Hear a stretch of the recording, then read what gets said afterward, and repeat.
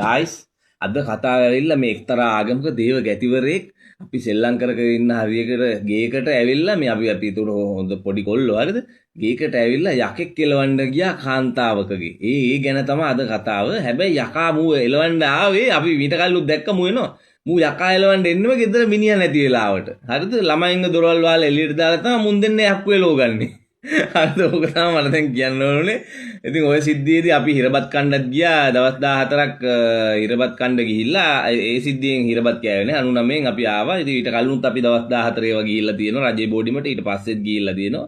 මේ ඒක අපිට සාමාන්‍ය කියන්නේ ඒ තරමට අපි හොඳ පිරිමි ඒ කාලේ ඉඳන්ම අපි හොඳ අම්මට උඩු නාර කියන්නේ ආයෙ ඉතින් හොඳ මෝල් අර සිංහලෙන් කිව්වොත්. හරිද? ඉතින් අන්න එහෙම තමයි අපේ ජීවිත ගෙවුනේ. ඉතින් ඒ ගෙවිච්ච ලස්සන ජීවිතේ ලස්සන තරුණ කාලේ වෙච්ච අපි S2කින් දැක්ක සිද්ධියක් තමයි මේ.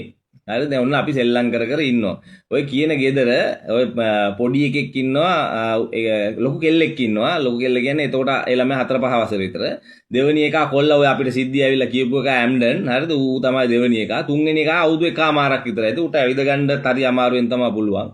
ඉතින් ග්‍රවුන්ඩ් එකට පොඩ්ඩක් එරෝලේ තමයි ඒ ගෙවල් තිබ්බේ. ඉතින් කොහොම හරි මේ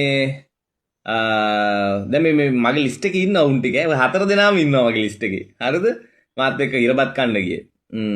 ඊට පස්සේ ඔන්න දවසක් දැන් අපි සෙල්ලම් කරගෙන ඉන්න උදේ 11ට විතර ඇති.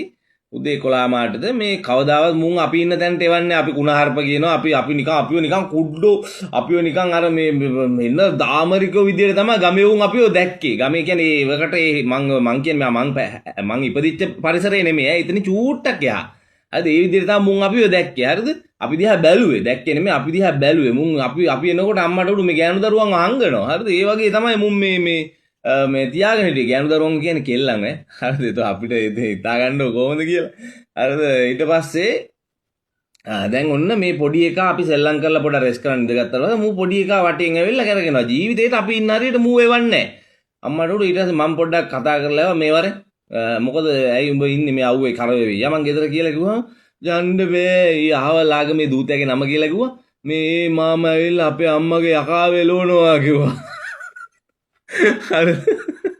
ඊළඟ අපි දැන් 4 දෙනා අම්මට උඩු මූණට මූණ බලාගත්ත මොන මගුලක්ද මේ කියලා. හරිද? ඊට පස්සේ මේ මම පොඩ්ඩක් ළඟට මං ඉතින් අම්මට උඩු මම දොස්තර කියන දොස්තර හොඳයි ඒ කාරණා මං කතා කරලා ඉවරලා ඇහුවා මොකද්ද දැන් කොහමද යකා එලවන්නේ දැන් ඔබ කොහමද එළියට දැම්මේ එහෙම කියලා. ඊට පස්සේ බලද්දි මූට ග්‍රවුන්ඩ් එකට යන්න එපා. ගෙදර පිටිපස්සේ ඉන්නයි කියලා කියන්නේ. ගේ ඉස්සරහට යන්නත් එපා පිටිපස්සේ ඉන්නයි කියලා කියන්නේ. දැන් අපි කතා කරද්දි කෑ ගහද්දි අර අපේ සද්දේ ඈතට ඇහෙද්දි දැන් සාමාන්‍ය පිරිමි ජාන තියෙන උන්ට ඉන්න බෑ. එහෙම සෙල්ලම් කරනවා සද්දයක් ඇවුනාම ඉන්න බෑ. හරිද? කොල්ලෝ කෑ ගහනවා ඇවුනාම ඒක හැටිනේ. හරිද? ඊට මූ ඒ කමර තමයි මූ හොරෙන් ඇවිල්ලා තින්නේ. මූ කිව්වා අම්මට කියන්න එපා කියලා. ඊට පස්සේ මේ මං ඇහුවා හරි දැන් ඔය යකා එලවනවා ඔබ දැකලා තියෙනවද? ඔව් දැක්කා කිව්වා. ඊට පස්සේ මං අහුවා කොහමද? දොරවල් වහගෙන එලවන්නේ කිව්වා. සමාහෙන්න මට මතක් වෙද්දි ඉතින් hina යනවා හරිද? දොරවල් වහගෙන එලවන්නේ කිව්වා. මේ ඉන්න උන් ටික සාක්කිය ඔය නම කියන්නේ නම් කියන්න බෑ උන් දැන් ලොකු රස්සා කරන ඉතින් මං වගේම හොඳට ඉන්න මිනිස්සු. ඉතින් ඒක නිසා උන්ගේ ප්‍රතිරූපෙට හොඳ නැති හින්දා නම් කියන්නේ නැත්තේ. ඉතින් මං හරිය මං එකෙක් ඉන්නවා උගෙන් මං අහලා ටැග් කරලා දාන්නම් ඈ. හරිද මේ එතකොට හිතාගන්න කොයිද මොකද්ද මේ විස්තරය කියලා. ඉතින් ඊට පස්සේ කොහොම හරි මේ මං යකා එලවන්නේදී ආපුවම මුකුවා මේ දොරවල් වහලා ජනෙල් වහලා තමයි එලවන්නේ ලයිටුත් නිමනවා කිව්වා. දැන් එතකොට ඔයගොල්ලෝ හිතන්නේ දැන් මම මේක hina වෙලා ගොන අර පොඩි දරුවගේ මොලේ එහෙන් පිටින්ම විකෘති වෙනවනේ. දැන් ඔයාලා හිතනවද ওই දරුවට ඕක අමතකයි කියලා? ඌ ලොකු වෙද්දී ඕක අමතකයි කියලා? නෑ පිස්සු. ඔය අමතක වෙන්නේ නෑ කවදාවත්. හැබැයි මෙහෙම එකක් තියෙනවා. සමහරුන් ඕවලට දෙමව්පියන්ට පලි ගැහුවට සමහරුන් ඒක ගානන්නේ ඒක සාමාන්‍යයෙන් එහෙම නෝමල් වෙනවා ටික කාලයක්. ඇදී ඔය හැම නිතරම වෙනවනේ මේ ගෙවල් වල ඒ පවුල් වල හැම නිතර වෙනවා. ඒක නිසා ඒක අවුලන්නේ නැහැ. හරිද? එහෙම ඒවත් තියෙනවා. හරිද? දැන් එතකොට අපි කරපු වැඩේ අපිට පොලිසිය යන්න ඕනේ. අපි කරපු වැඩේ ලෑලි ගේ ලෑලි හොඳට මතක තියාගන්න. ඉස්සර ලෑලි ගෙවල් තමයි තිබ්බේ. දැන් වගේ හැමතැනම ගල් ගෙවල් නැහැනේ. ඉතින් ලෑලි ගයක් අපි කරපු වැඩේ කියලා කයලොන විදිය බැලුවා. හරිද? අම්මට උඩු යකා එලවනවා එලවිලා. හරි කොහොම හරි අපිත් නේ කොල්ලෝනේ. හරිද? කොල්ලෝ කියන්නේ ආයෙත් මං අර ඉස්සෙල්ලා වගේ තට්ටි ගල් ආයෙත් ගන්න දෙන කොහමරි මේ යකා එලවනවා දැකලා එතන යකඩ බේසමක් තිබ්බා. ඒ බේසමට බේසන් නෙමෙයි බැරල් එකක්. ඒ බැරල් එක උඩට නැගලා තමයි අපි යකා එලවනවා බැලුවේ. ඊට පස්සේ අපි හතර දෙනාම අපේ එකෙක් හිටියා ටිකක් බර එකෙක්. අම්මට උඩු කඩම වැටුණා යකඩ බැරල් එක. මූ බැරල් එක ඇතුලේ අත පය බරු ගැහිලා යකඩ මලකට කාපු අර යකඩ ඌරගෙන යන්නේ. අත පය බරු ගැහිලා මුගීට මූ දැන් උස්සලා ගන්නත් බෑ. අම්මට උඩු බඩු මාට්ටු උනා. ඊට පස්සේ මේ මූ ආව අපිට ගහන්න. මූ ටික ලොකු එකෙක් නේ. ඊට අපි කරපෙඩි අපි හතර දෙනා මූට ගැහුවා. ඒකයි උනේ. හරිද? නැත්තම් මේ අපරාධ නඩුවකට මේකට නෙමෙයි උනේ මේ පොලිසියන්ට උනේ. මූට දුන්න අපි හතර දෙනා දොම්ෙන් එල්ලේ බැට් එකක් කැඩෙනකන් ගැහුවා මම දනිස් දෙකෙන් පල්ලෙහාට. හරිද? මේ ඉතින් ඕකෙන් අන්න ඒක ඊට පස්සේ අපිට යන්න උනේ. හරිද? මේ මොකක්ද කියන්නේ? ඉතින් ඔන්න ඕකයි මට කියන්න ඕන කතාව. ඉතින් ඒ ආගම් භක්තියෙන් හරි ඒ වේසකම කරන එක කරනවා. හරිද? උන්ව නවත්තන්න අපිට අමාරුයි. අපිට බෑ. හරිද?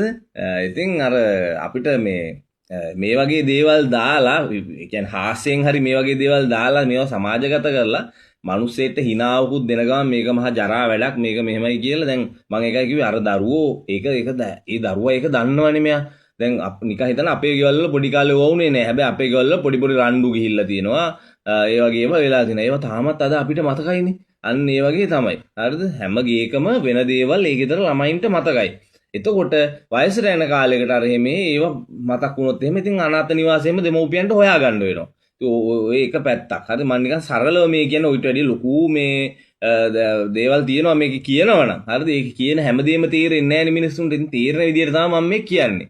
ඒකෙන් කියන්නේ මම එන දාර්ශනිකයෙක් නෙමෙයි මේ දාර්ශනිකයෙක් කියලා නෙමෙයි. ඒ කියන්නේ මට දේවල් මට තේරෙනවනේ ඕනටත් වැඩි මං දේවල් දිහා ඕනට වැඩි ඒක ඇතුලෙන්නේ බලන්නේ. ඒ බලන ඇතුළ හැමෝටම බලන්න බෑනේ ඒක තේරෙන්නේ නැහැ. ඉතින් ඒකින්ද තමයි මම මෙහෙම සරලව දාන්නේ. මේකෙන් බලාපොරොත්තු වෙන්නේ තර ඒ જાතියුන් තව අඩු වෙයි. ඒ જાතියුන්ව හෙලා දකි එහෙම දරුවන්ගේ මොළ කන මොළ දූෂණය කරන දෙමව්පියෝ මේවා බැලුවොත් එහෙම උන් මේවා නවත්තයි කියලා තමයි මම මේවා මේ සමාජගත කරන්නේ. ඇත්තටම නැත්තම් මට වෙන උමනාවක් නැහැ සහ මම හරි ආසයි මේ පරණ දේවල් මතක් වෙද්දි මට සම්පූර්ණ ආයි මාව එහෙම පිටින්ම අතීතයට ගිහිල්ලා ඩෝපමීන් රිලීස් වෙලා පේනවා මං ඕගොල්ලන්ට තේරෙන වීඩියෝ එකක් කරද්දි කොච්චර ඕගොල්ලෝ හිතනවා මගේ ඩෝපමීන් කොච්චර ප්‍රමාණයක් රිලීස් වෙනවද කියලා.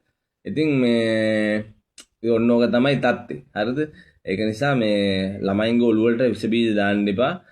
යක්කු එලවන්න ඉන්නවා නම් ආලපාල කොල්ලෝ එහෙම ඉන්නවා නම් අපි වගේ පොඩ්ඩක් පරිස්සමෙන් යක්කු එලව ගන්න. හරි. බොහොම ස්තුතියි ඊළඟ වීඩියෝ එකකින් හම්බෙමු.